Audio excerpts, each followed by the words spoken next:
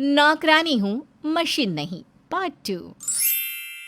सपना के जवाब देने के बाद सुमन घर में अब एक बाई रख लेती है। बाई के आने के बाद सपना को बहुत खुशी मिलती है क्योंकि उसे घर के कामों से आराम जो मिलने वाला था। पर शायद बेचारी बाई परेशान होने वाली थी। मेम साहब जल्दी जल्दी काम बता दो, क्या क्या काम है, क्योंकि मुझे किसी और के घर में भी जाना है। 2 जगह काम करती हूँ। ठीक है, पर तुम्हें सुबह 6 बजे से शाम के 7 बजे तक हमारे यहाँ काम करना होगा। उसके बाद ही कहीं और का देख लेना। अरे पर मैडम, मैं जहाँ काम करती है वहाँ मेरी टाइमिंग शाम के 6 बजे से है, इसलिए मैं आपके घर से 6 बजे निकल ही जाएगी। अगर आप चाहती है कि मैं 7 बजे निकलूँ तो आपको 1000 रुपया बढ़ाना होगा। माँ जी, अब फैसला आपका है, आप ही बताइए। हाँ हाँ ठीक है, बढ़ा देंगे 1000 रुपये, पर अगर काम सही से नहीं हुआ तो 1000 रुपये काट भी लूँगी। अरे मेम साहब, मेरा नाम गंगू है। मैं पिछले 20 साल से यही काम कर रही है। काम की ना नो टेंशन। अब गंगू बेचारी सुमन के घर में काम करने के लिए आ जाती है, पर ये क्या, सुबह 7 बजे आते ही वो देखती है कि घर का सारा काम वैसा का वैसा ही पड़ा है और सब आकर उसे अपना अपना काम करने को कह रहे। 8 बजे तक अनुराग और रवि घर से निकल जाते हैं, तो तुम्हें 8 बजे से पहले पहले खाना बनाना होगा और रात के बर्तन भी धोने होंगे। और एक बात और, घर में जब खाना बनाने जाओ तो किचन पहले साफ कर लेना।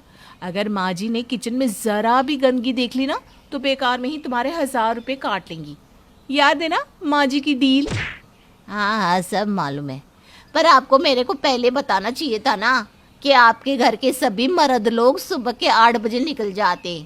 अब मैं 1 घंटे में कैसे खाना बनाएगी? गंगू पहले ही दिन आकर जब घर में इतना सारा काम देखती है तो उसका सर घूमने लगता है। वो सपना से थोड़ी सी मदद मांगती है, पर सपना भी मदद करने से साफ इनकार कर देती है और तभी वहाँ सुमन अपना काम बताने के लिए आ जाती है। अरे गंगू, तू अभी तक बातें ही कर रही है? 7 बज चुके हैं, जल्दी से काम पर लग जा। 8 बजे चाय पीकर मुझे दवाई भी खानी होती है। आज तो मेरी दवाई बहू ढूंढ कर दे देगी, पर फिर मेरी बहू से पूछ लेना कि मेरी दवाई और चश्मा कहाँ रखा रहता है। रोज सुबह तेरे हाथों से लूँगी, यह काम भी तेरा ही है, समझी? सुमन अपना काम बताकर वहाँ से हटती है कि अनुराग गंगू के सामने आ जाता है और वो अपना काम गंगू को समझाने लगता है। गंगू भाई, टेंशन मत लो, मेरा काम ज़्यादा नहीं है। बस आपको मेरे लिए सुबह लंच बनाना होगा और मेरे कपड़े इस्त्री करने होंगे। फिर तो मैं कॉलेज चला जाऊंगा और सीधा 2-3 बजे आऊँगा। मैंने अपने कपड़े कमरे में रख दिए। खाना बनाकर जल्दी से मेरे कपड़े इस्त्री कर देना, तब तक मैं फ्रेश होने जा रहा हूँ। हाँ गंगू, अनुराग के साथ साथ मेरा भी लंच बना देना। सपना ने समझा दिया है ना सारा काम? हाँ, इस घर की सभी लोगों ने मुझे अपना काम अच्छे से समझा दिया है, पर मेरे को ये समझ में नहीं आ रहा है कि मैं पहले किसका काम करेगी। हे भगवान, कैसे घर में काम पकड़ लिया है मैंने। अब पकड़ा है तो करना तो पड़ेगा ही। अब तुम सब ना चिंता मत करो, मैं अकेले सब काम कर लेगी। गंगू को खुद पर भरोसा था कि वो सारा काम बहुत अच्छे से कर लेगी। गंगू अब अपने काम पर लग जाती है और वो अपने हिसाब से सारा काम समय पर करती भी है, पर फिर भी घर के लोगों को शिकायत रहती और वो गंगू को बिना किसी वजह खरी खोटी सुनाते रहते, ठीक उसी तरह जैसे सपना को सुनाया करते थे। गंगू आंटी, मैंने आपको समझाया था ना कि मेरे कपड़े आपको इस्त्री करने हैं। कल घर जाने से पहले आपको मेरे कपड़े इस्त्री कर देने चाहिए थे। देखो, मेरे कॉलेज जाने का समय भी हो चुका है। अरे बाबा, तू मेरे को कल बताया ही नहीं कि तेरे को कौन सा कपड़ा पहनने का है, इसलिए मैं इस्त्री नहीं करेली है। अभी तो आज तेरे भाई से बात करनी है मेरे को। गंगू भाई, अगर तुम इसी तरह से काम में लापरवाही करोगी तो माँ तुम्हारे पैसे काट लेंगी। हमारा काम सिर्फ तुम्हें समझाना है, पर अपना काम बेहतर करना तुम्हारी जिम्मेदारी है। और सपना प्लीज, मेरा काम तुम ही कर दो। मुझे इस गंगू पर भरोसा नहीं, वो इसी तरह गलतियां करती रहेगी। पर अभी मैं कौन सी गलती करेली है साहब? तुम्हारा लंच भी तो तैयार करके रखेला है। गंगू रवि से अपनी गलती पूछती है, पर रवि कुछ नहीं बोलता और चुपचाप वहाँ से चला जाता है।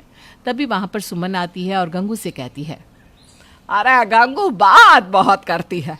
तेरा काम ध्यान पर कम और बातों पर ज्यादा रहता है, तभी तुझसे इतनी गलतियां होती है। पता नहीं तूने मेरे कमरे की सफाई कैसे करी थी, अब भी मेरे कमरे में धूल जमी है। चल दिखाती हूँ मैं, आजा। सुमन जबरदस्ती गंगू को अपने साथ कमरे में ले जाती है और टेबल पर जमी हल्की सी धूल उसे दिखाती है, जिसे देखकर गंगू को बहुत गुस्सा आता है। पर वो बेचारी चाहकर भी कुछ नहीं कर पाती, क्योंकि अब तक उसे उसकी सैलरी नहीं मिली थी। अब इसी तरह से कुछ दिन बीत जाते हैं और एक दिन जब गंगूबाई किचन की सफाई कर रही होती है, तभी गलती से सपना के हाथों से चाय गिर जाती है। अरे मैडम, ये तुम क्या करी? पूरा फर्श गंदा कर दिया। अब मेरे जाने का समय हो रहा है, अब जाते हुए मैं ये सब सफाई कैसे करेगी? तुम गंदा करी है ना, अब तुम ही साफ कर। अच्छा ठीक है, तुम जाओ, मैं ही सफाई कर लूंगी। हल्की सी चाय ही तो गिरी है फर्श पर। गंगू सपना के भरोसे चाय साफ नहीं करती और दूसरी जगह काम पर चली जाती है। पर सपना फर्श साफ करना भूल जाती है। किचन का गंदा फर्श सुमन देख लेती है और उसे गंगूबाई पर बहुत गुस्सा आता है। इस गंगू का बिल्कुल भी काम में ध्यान नहीं रहता। आने दो, कल इसे कल बताती हूँ। कल तो मुझे इसको सैलरी भी देनी है। बहुत गलतियाँ करी है इसने। इस महीने सारा काम लेट किया है और सही से सफाई भी नहीं की। अब 1000 रुपये काटना तो बनता ही है। अब अगले दिन जब गंगूबाई सुबह अपने समय पर आती है तो वो देखती है कि फर्श पर कल की गिरी चाय सूख गई थी। इससे पहले कि वो सपना से कुछ कह पाती, सुमन आकर उसके सर पर खड़ी हो जाती है। देख रही है गंगू, कैसे सफाई कर रही है तू? तेरे काम से मैं एक दिन भी खुश नहीं हुई। अरे तेरे से अच्छा काम तो मेरी कामचोर बहू ही कर लेती थी। माँ जी, इसमें गंगू की गलती नहीं है। भाभी, आप तो रहने ही दो। आप बहुत गंगू का साइड लेती हो। सच में गंगू, तुम कोई काम सही से नहीं करती। पता नहीं तुम कैसे कपड़े इस्त्री करती हो। कपड़े देखकर लगता ही नहीं कि प्रेस भी हुए हैं। देख गंगू, मैं किसी के पैसे नहीं काटती, पर मैंने तुझे पहले ही बता दिया था, अगर काम में कमी होगी तो पैसे काट लूंगी। इसलिए मैंने तेरे 1000 रुपये काट लिए। क्या तुमने मेरी सैलरी के 1000 रुपये काट लिए? अरे मैं भाई हूँ, कोई मशीन नहीं हूँ। अरे तुम्हारे घर में जितने लोग नहीं ना, उससे ज़्यादा तो काम है, और वो सारे काम तुम मुझसे करवाती हो, जिसकी बात भी नहीं हुई थी। मेरे को नहीं करना इधर काम। मैं चली, मेरा हिसाब कर दो, मैं निकलती है। सपना के घर की ऐसी हालत देखकर बेचारी गंगूबाई भी 1 महीने से ज्यादा वहां काम नहीं कर पाती और अपना हिसाब लेकर चली जाती है।